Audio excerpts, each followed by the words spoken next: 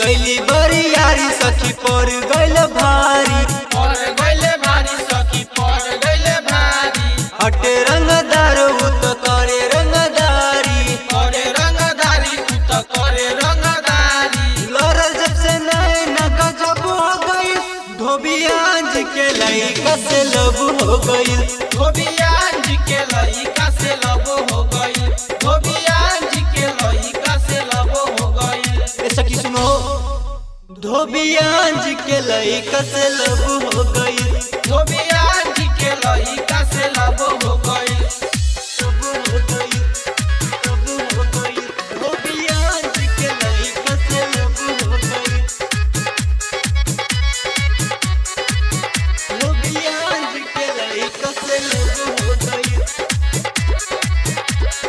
लब हो गई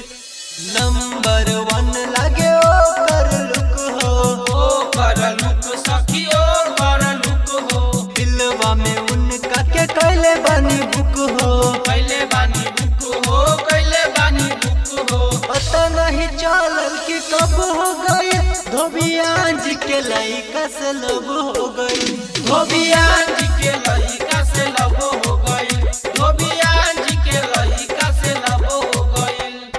लब हो गई लब हो गई धोबिया जी के लइका से लब हो गई